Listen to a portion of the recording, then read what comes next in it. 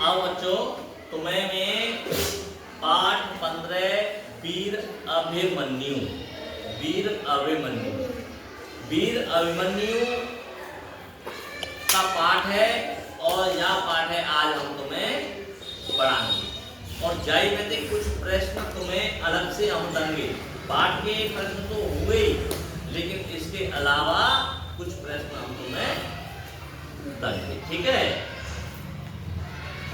महाभारत का युद्ध चल रहा था।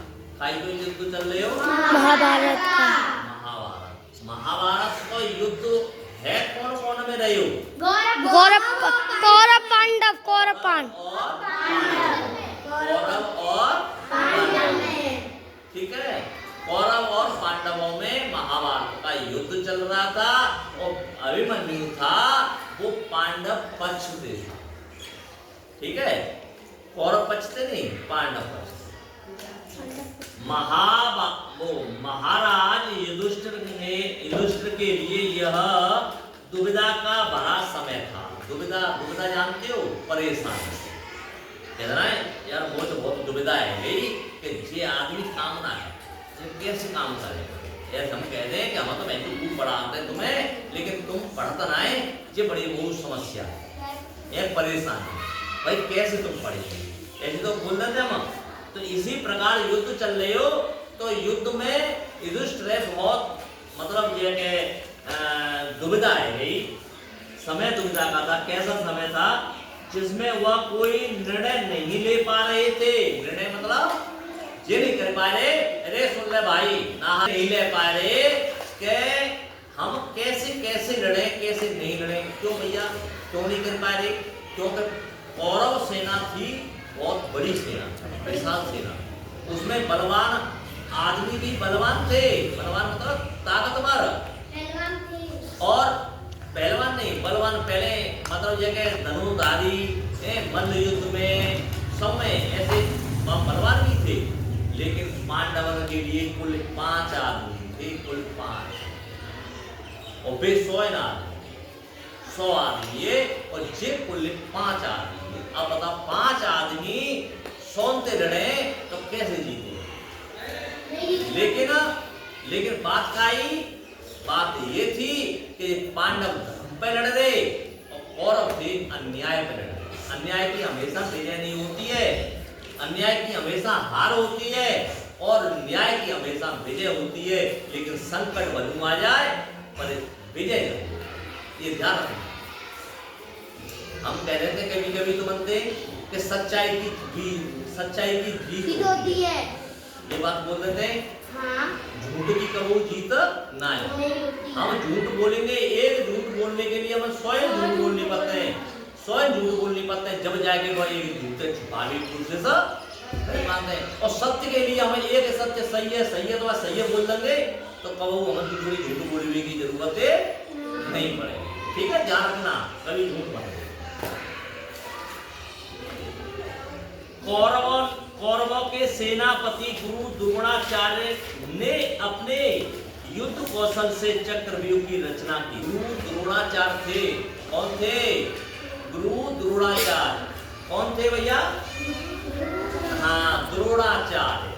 गुरु द्रोणाचार्य थे, जिनने एक चक्रव्यूह बनाया। चक्रव्यूह बनाने का चक्रव्यूह जानते हो? जैसे कि मान के चलो जी जगह है, हमें पता हो जा जगह युद्ध में आना है, आदमी युद्ध में आएगा फिर निकल नहीं पावे, तो गेट बन गए। वहां गेट है, तो गेट में सब यहाँ बलवान लगाए दो, यहाँ बलवान लगाए दो, यहाँ लगाए दो। कहने का मतलब फिर वो आगे निकल जाएगा, वो मालूम कोई भी आदमी बलवान, तो आगे फिर और लगे जाएंगे। कहने का मतलब एंड में मतलब वो आदमी बच के नहीं जाएगा।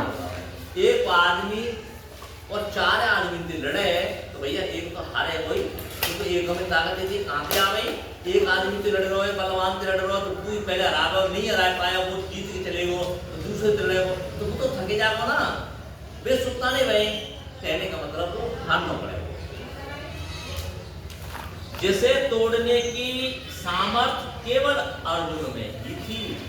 वो जो चक्रव्यूह रचायो था, द्रोणाचार्य गुरु ने जो चक्रव्यूह बनाया था, वो चक्रव्यूह में सिर्फ बलवान था, वो चक्र चक्रव्यूह तोड़ देगो और तोड़ के नहीं निकल जाओ। पहले ये मत सोचना चक्रव्यूह मतलब ये है काठ को बनाए दो और वह काट के तोड़ दे यूं करके लोहे को बनाए दो चक्रव्यूह। राहुल के सुन ले, चक्रव्यूह ऐसा नहीं बनियो। क्यों तुम सोच रहे हो चक्रव्यूह ऐसा हो तो है कि लोहे को बनाए दो, दो आदमी मिल गए यूं करके तोड़ के नहीं कलेश काट दो, ये चक्रव्यूह नहीं। चक्रव्यूह ऐसा बनायो कि आदमी लगाए गए पहले न पे। हम कहते घर में चोट टांगे गेट पे भाई लगाए थे, गेट पे खाट पे छालियो तू कोई आवा तो दिख रहा तो नहीं है ऐसे, तो वो हो तो है चक्रव्यूह। गेट न पे बलवान लग गए, ठीक है। कोई भी आदमी अंदर जाए तो उसे जीवित नहीं छोड़ो, मार दे, ये चक्रव्यूह, ठीक है। स्पर्श करके पूछा। अब जानते हो हमारे हिंदुस्तान की एक खासियत है कि हम बड़ों का सम्मान करना सीखें न कि असम्मान। तो युधिष्ठिर थे, जब युधिष्ठिर थे तो अभिमन्यु में पता लगी कि मेरे पिता अर्जुन है यहाँ पे नहीं है, वे युद्ध में लड़ते लड़ते आगे निकल गए। अब यहाँ चक्रव्यूह लगाए दो है, इस चक्रव्यूह में कोई तोड़ नहीं पावे, ऐसा कोई बलवान ना हो कि यह चक्रव्यूह तोड़ के अंदर प्रवेश है जाए। तो अभिमन्यु को मालूम है कि बाने पेट में ही अर्जुन ने कहानी बताई, तो कहानी सब सुन ली, पेट में कहानी सुन ली सबरी, और पेट में कहानी सुन के नहीं अभिमन्यु ने जो चक्रव्यूह